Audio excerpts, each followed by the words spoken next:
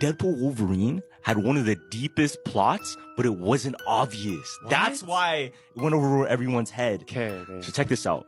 In the beginning of the movie, Deadpool, all he wanted was to matter. Remember that? He wanted to be part of the Avengers. He wanted to matter. Yeah. Now, in the very end of the film, remember when the villain... They did this thing? When the villain, she's messing up the machine, and the scientist guy says, you don't know what to do with that. That's antimatter and matter. Yeah. Check this out. Wolverine in the movie was the opposite of Deadpool, where Deadpool wanted to matter. Oh, Wolverine mattered too much, and he was running away from it because he mattered so much. He wanted to run away from his responsibilities. yeah. So Deadpool and Wolverine, in the very end, when they're hitting the machine, And they link up. the one side was matter that Deadpool went to go grab, but he couldn't do the other side because he needed Wolverine. Yeah. The antimatter. Oh, that's fire. That's And so when they linked up, because together, without Wolverine, Deadpool wouldn't matter. That's why hard, his yeah. universe was gonna end without Deadpool, remember?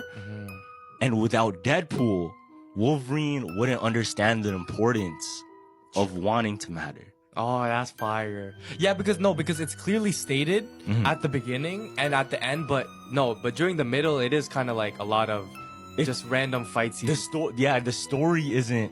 It goes over your head because you're not focused on that stuff. At the end, it revamps itself. But I think it's the comedy thing is the reason why people don't think of it that deep, because people now think it's a comedy. So they're not thinking deep. So Wendy's is doing a SpongeBob collab, right? Yeah, I seen that. I pray for all the workers that are about to get so many memes, because you know the grimace shake. Travis Scott. You already know what I'm here for. You already know why I'm here, man. You know how many punchlines and catchphrases there are? For SpongeBob? Yeah. There's I'm The ready. green guy. I'm ready. I'm ready. I'm ready. The green guy. Don't forget the pickles or the pickles. You forgot the pickles. Oh yeah, there's a lot actually. Rev up the fryers. There's so many. Rev up those fryers, cause I am sure hungry. SpongeBob is probably the worst they could have ever done. They're smart for doing it now, Yeah. but they're not smart for never having it in the first place. Oh yeah, you were telling me all the time. They could have had a restaurant and I would have ate there every damn day as a kid instead of going to McDonald's. There's a new A24 horror movie coming out and it looks like a real nightmare.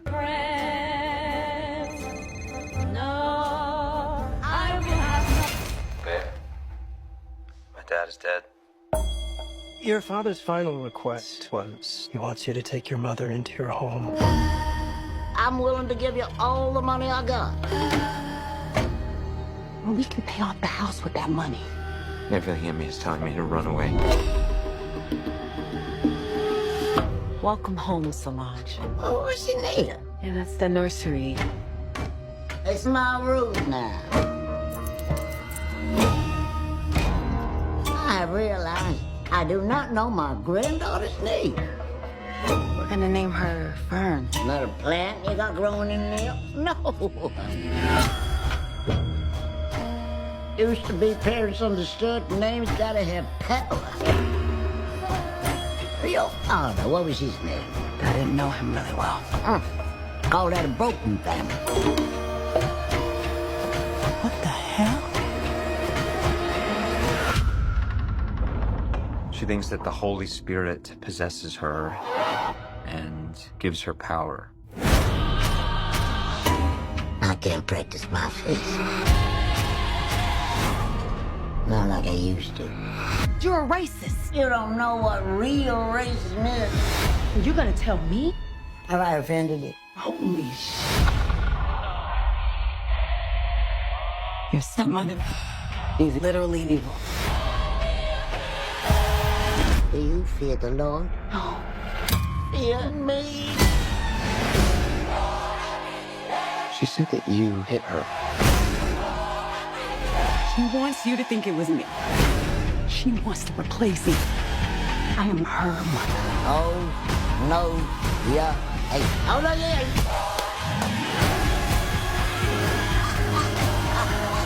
This is my house.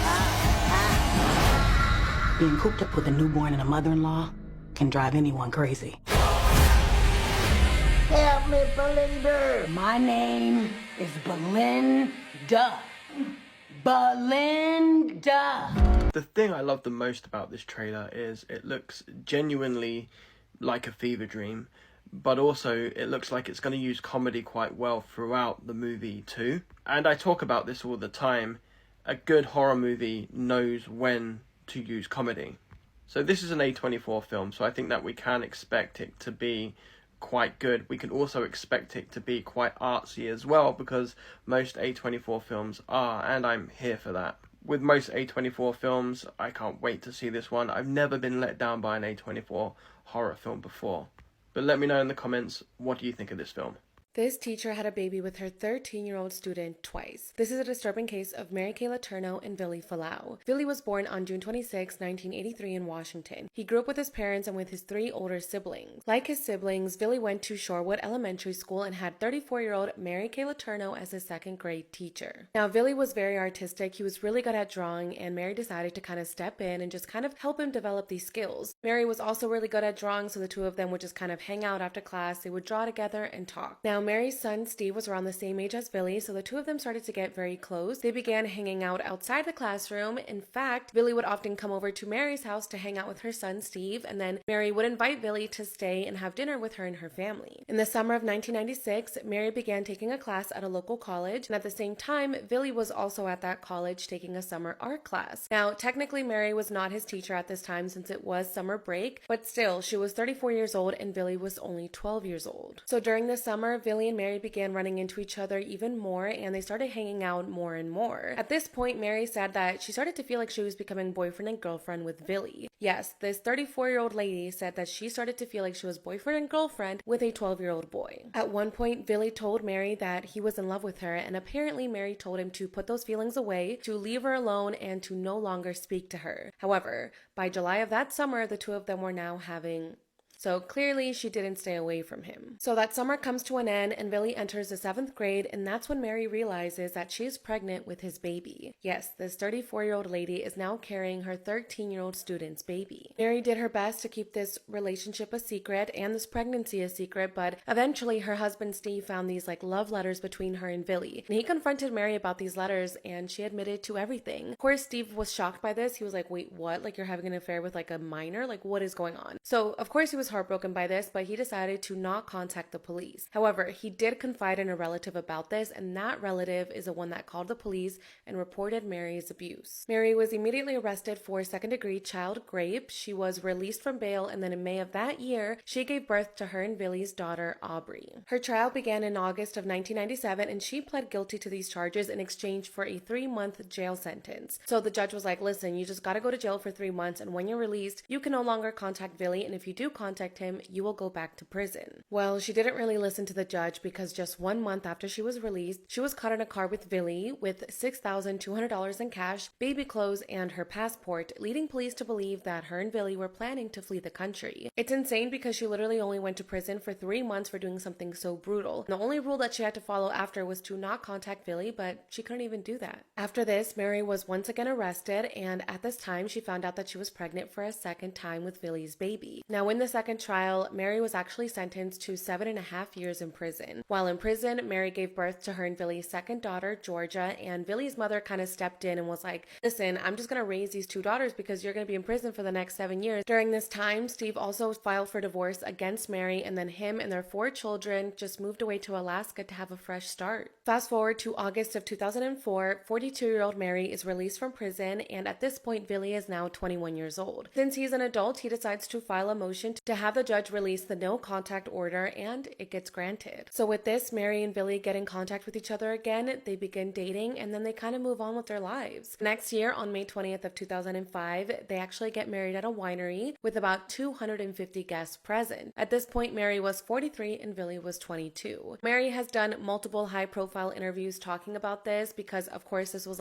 big news at the time, and Mary denies doing anything wrong. She really hasn't accepted the fact that she was an adult and she was pursuing pursuing a young boy. She actually gets really upset in interviews when you refer to Billy as a young boy, because in her mind, he wasn't a young boy. He was the boss in the situation, and he was the one who pursued her. Now, fast forward all the way to 2019, Billy and Mary end up filing for divorce. The relationship was just no longer working, and then a year later, in July of 2020, Mary actually passed away at the age of 58 due to cancer. Just 2 months before she passed away, Billy actually moved back in with her despite them being divorced. He was kind of there to help take care of Mary and just be by her side in her final days. I do think that what Mary did is extremely wrong, and it's just kind of frustrating and really sad how she never took full responsibility. As for Billy, in 2022, he actually gave birth to a third child with his new partner, and it seems like he's genuinely happy with his family. I do just wish him the best, and I truly hope that he is healed from this. If you or someone you know is being abused, please contact the number on the screen. There's a reason we think our siblings smell so bad. There's a reason for it. Why? So you ever pass by your sibling and then you like smell them like, yo, you stink. Yeah, okay. Like they just smell sour or some shit, Is it right? just- Yeah.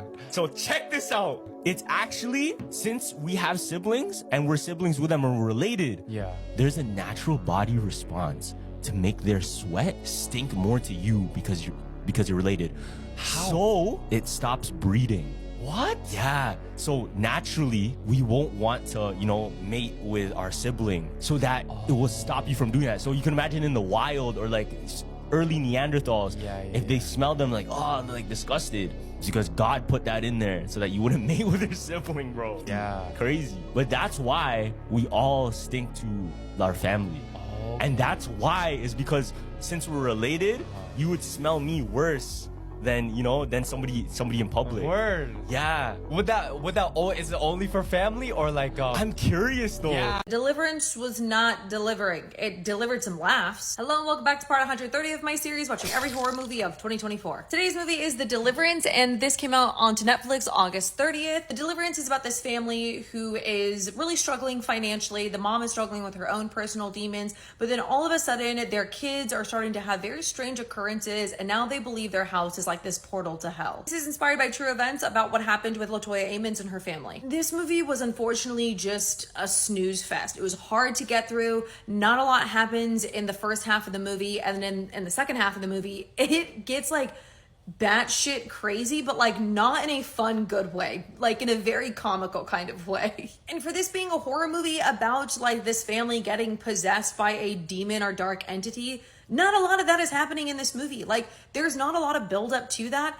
It's like little sprinkles here and there, and you're like, oh, okay. And then the second half of the movie goes like absolutely bonkers, like it's been happening the whole movie, and you're like, they barely even touched on this. What most of the movie dives into is like generational trauma, poverty, substance abuse, the hardships of being a single parent, and like that itself as like a drama movie would have been great. The horror aspect of it just did not make sense. But Glenn Close's character was wild in this. So not that I'm really recommending it, but you almost have to see this performance. Overall, I gave The Deliverance like a 3.5, maybe a 4 out of 10. If you've seen it, let me know what your thoughts are in the comments, because this one is interesting. This is actually hilarious to me because one of Jigsaw's favorite things to do is to torment innocent people. Like, I love my boy John Kramer, one of my favorite horror villains of all time. This man is not morally just or right in like any capacity. One of the best examples of this is this domestic violence survivor in Saw 7. She would not leave her abusive husband, so she is put in a trap with him where they're both suspended above these flipped over lawnmowers that are all on. It's also worth noting that they're holding on to this like monkey bar type situation that has all these razors across them, but we're never told how they get there. The trap just opens and they are already suspended above all these lawnmower blades. And Jigsaw's like, hey, you wouldn't leave him, so like you need to make the decision to leave him now. Only one of you is allowed to get out of this room alive. It's survival of the fittest, so he's trying to knock her off into the blade, she's trying to knock him off. There's also these like weird gnomes that are just watching around the room. It's weird. She does survive, and she does go out of her way to say that she is thankful that Jigsaw gave her this push. I have been reading some of the comments that you guys leave under my videos, so today I decided to share a few of them that like had me dying. The other day, I was woken up by my little sister saying my name. I sat up in my bed and asked her what was wrong. She just stared at me. I then realized that my sister wasn't home. She was out of state still, and when I realized this, the girl who looked just like my sister smiled at me and faded. I saged my entire house after. I think she left an additional comment saying that she did call her sister just to make sure that she was okay, and her sister was out of state and okay. So who the fuck was in her room? This was under my knock knock video. Talking about knock knock, for 3 days now around 3 a.m. I hear 3 knocks on my bedroom window. I thought I was imagining things. Then this morning my husband stayed up with me and we heard it too. Made my stomach drop. Did you say 3? 3 knocks? Oh. I listened to your knock knock video last night. The whole night while I was sleeping, I would hear a woman whispering. It was my damn headphones next to my bed saying battery low. I'm so glad it was the headphones this time. Cause just a heads up, I don't ever want you guys to experience shit when you watch my videos because I want you to come back. But like, I've been in that situation where I watch or listen to Relatos de la Noche's podcast and I've experienced things. So I'm just like, I hope you guys don't experience shit when you're watching me. I'm more convinced someone is stalking my house than I am that this is paranormal. But every other weekend when I'm home alone, I hear a hard rapid knock on my front and back door and then it stops. My dogs hear it too and they lose their minds. They only do with complete strangers, but after one set of knocks on each door, it stops. I've never seen anyone and can't ever catch it on my outdoor camera. The other day, I was hearing one of your stories on my way home. It was night and I suddenly started feeling goosebumps, so I look back through the rearview mirror and I saw a black shadow in the back. Cool. This is the second time while listening to one of your knocking stories that someone knocks on my door. Last time it was the UPS, this time maintenance. Oh my god. Relief, girl, my heart can't take it. This happened around 2 weeks ago last semester in college before the holiday. I was alone in my friend's room. I'm studying for my final and listening to a scary podcast, and at the time I heard a loud banging right behind me, like literally behind my back. I was scared and ran out. Then my roommate comforted me, told me nothing was there. At least you had a roommate and you didn't have to be there alone, cause what the hell. Honestly, when I lived in apartments and I heard a noise, it was my neighbors. I don't care. It was always my neighbors. I needed to sleep at night. There was this reality TV show. It took ugly girls, ugly ducklings, and turned them into pretty swans. girls. Yeah. Oh. So what they would do on this reality show, it's called The Swan. 3 months of solitary confinement. So they would put them in a room. Yeah. You can't look in a mirror. You have 3 calls, 10 minutes per week with a loved one. You go in and you get plastic surgery to make you look prettier. And this is the catch. You can't choose what they do to you. Oh, so the they can do doctors, anything they want. yeah, the doctors decide how they're gonna make you more pretty. This girl thought she was only gonna come in for like a little tummy tuck, right? Yeah. Eyebrows, facelift, butt lift. At the end of the show, when they reveal what they look like, She looked completely in a mirror, different. in the mirror, they opened the curtain. She looked at herself, started breaking Oh my down. god, bro. Oh my god. On the show, she's like, I want my body back. What did you guys do? God is saying to you today, no weapon formed against you shall prosper, and every tongue that rises against you in judgment, you shall condemn.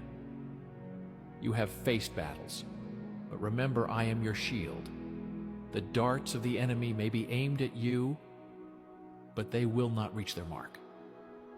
What was intended to harm you will only serve to strengthen your faith and deepen your trust in me. Do not fear the words spoken against you, for I will give you the power to silence them. The accusations will fall flat, and the truth of my love will stand firm. You are not defenseless. You are covered by my righteousness, and I have already declared victory over every challenge. In the moments when you feel surrounded, know that I am your protector. The darkness may close in, but it will not overcome you. My light is your guide, and my hand is upon you. You will rise above the storm, untouched by the destruction that threatens others. Remember, my child, your heritage is one of peace, strength, and divine favor. I am the one who vindicates you, who clears your name, and who lifts you high. Let your heart rest in this truth. I have already fought the battle for you, and you are more than a conqueror through me. Stand firm in your faith. Do not be swayed by the winds of doubt or the lies of the enemy. I have equipped you with everything you need to stand your ground and emerge victorious. The weapons may be formed, but they will not prosper. The tongues may rise, but they will not prevail. If you receive this message, comment, "Thank you, God," and share it with a friend. I'm gonna test you right now. Okay. I'm gonna see if you're a psychopath or not. I bet. So, once upon a time, there was a mother, and she was attending her son's funeral. Now, at the funeral, keep in mind this mother's a widow and she's looking for a new husband. Okay. At the funeral, she met this guy and they really hit it off. Now, she never saw the guy again. 2 weeks later, she murders her daughter. Why did she murder her daughter? Why did she? Because the guy caused her to go do that? No, you're not a psychopath. Okay. Why? What would be the psychopath answer, So though? psychopaths, they would have the answer like that. They would have the answer so quick because it's so obvious. Like, not for me. Like, I didn't get it. I didn't pass. But it's such an obvious... It's like literally the epitome obvious if you think that way. Damn. Oh, so she could have... I could have said anything, but if I did it faster, then... No. There's a right answer. Oh, okay. What's the right answer then? The reason she killed her daughter was so she would see the guy at her daughter's funeral. Okay, that wasn't even in my mind. That's a crazy that's answer. psychopath. That's really psychopath. Holy But if you ask certain people that, they would get that answer. Oh, I'm gonna have to start doing that. Yeah, No, I'm gonna they'll put two and two. They'll put two and two together like this. They'll put two and two together like that quick. Yeah. Now there's somebody on TikTok that was doing this whole thing, and they asked certain people that he thought were like not all there socially, and they passed. Like they got it super quick. Crazy. But it's only if you think like that, right? Yeah, that would be a crazy public, like, you know how like they usually have debates and they put it on a poster, are you a psychopath? And then we just sit people down and start asking these questions. Yo, because there's a few of those. This is just one of the questions. Crazy. And that's an example of what they would use to try and test like these secret agents. We just walked out of a secret screening of Heretic from A24 with Hugh Grant, and I shit you not only is it the best horror film that I've seen this year, but I think it's arguably the best A24 film with a razor-sharp script that will make you question your own faith. That absolutely blew me away. What did you think, Sydney? She's in disbelief, by the way. I don't think I've ever been moved to tears like that in my whole life. I'm gonna start crying again. She's crying. Dude, that was the most beautiful thing I've ever seen in my fucking life. That was the best horror movie of the year. Possibly the decade. Without fucking question. Without a fucking doubt. And this is not an exaggeration. What Recency bias Heretic, 10 out of 10, absolute fucking banger. Masterpiece. Fucking phenomenal. Absolutely fucking phenomenal. Full review, spoiler free tomorrow. Chuck, love to be your movie guy. Heretic fucking rips. This website is genuinely disturbing. Marketing for Longlegs has gone to a completely different, uncomfortable level. Because on Twitter today, the official Longlegs account posted this picture with this link to this website. And what you find out and discover on this website is nuts. Having seen the movie, I will tell you this. There are no spoilers at all in this website or what you discover in this website. And the context of this website will actually aid you in watching the film. However, if you want to go into this film knowing absolutely nothing, then don't watch this video and then don't go to this website. However, if you decide to peruse this website, you're gonna find some disturbing stuff. Because after clicking the link to thebirthdaymurders.net, you are then given the options to either hit the link for contact or the link to the victims. By selecting the victims page, you actually go through all of the police reports and stories of the Longlegs murders and what happened, which you're more than welcome to take your time and read, but I'm mostly interested in talking about this down here. Because now that it's July 1st, actually clicking on these links gives you files on your phone, which you actually have to unzip by decoding what the messages are below. Now, if you want to unzip the files for yourself and figure out the passwords on your own, that's totally fine. But if you don't want to wait and you want the passwords right now, here they are below. This password being for the first link, second link, and the third one. And once you decipher the codes, the stuff you get in those files is nuts. For example, you get the raw audio file of the police call from the very first teaser trailer showing off the movie. Not my daughter. Sir, who's not your daughter? I gotta be quiet. When she's sleeping, it's the best time to do it. Do what? When her eyes are closed. And you get a bunch of very creepy crime scene photos, some of which I can't completely share. Now, I'm specifically still trying to decode this one because some of the letters in the order of this, decoded alphabet just don't really make sense. So I'll get back to you on that. But this is by far the best marketing we've ever gotten for a horror movie. And the fact that it just keeps on coming. I've seen the movie and this is genuinely freaking me out. And it still doesn't really spoil anything for the movie. And I thought this was the creepiest thing to come out from the marketing of this movie. I guess I'm wrong. So they found a whale skeleton in the middle of the Sahara Desert, and they don't really know how it got there. Well, they actually found more than one. As a matter of fact, close to 1,000 whale skeletons were uncovered in this part of the desert, first found in 1902, with a near-perfect skeleton, almost fully intact, discovered as recently as 2016. Some claim it may be an indicator of a certain lost civilization that got swept by the sea. Cause about 5,000 to 10,000 years ago, science shows the entire Sahara Desert was actually a luscious green oasis, and even hosted what would be the largest lake in the world, known as Lake Megachad. Yeah, really, that's what it's called, and it was bigger and deeper than any other lake on Earth. Except, last I checked, whales don't really live in lakes. Even the biggest lake in the world, the Caspian Sea, which, yes, it's called a sea, but it's technically considered the world's largest lake, has no whales. Oceans have whales. But the only way they could have ever reached this far inland into the Sahara where their bones were found is if the area was completely submerged by the ocean. Which is exactly what would have happened if something like, I don't know, worldwide cataclysms that reset civilization and flooded kingdoms like Atlantis went down. But I don't know, it's just a theory. The Sahara Desert is one of the least studied places on Earth due to its harsh climate and politically unstable regions. This area in particular has come to be known as Wadi al-Hitan, the Valley of the Whales, located in Egypt and may hold many other secrets that are going to take decades to uncover. But the real craziest part is that scientists claim this green Sahara 5,000 years ago was just the most recent out of over 200 green periods the desert's been through over the past couple million years, meaning it's statistically inevitable that a green Sahara Desert will happen again.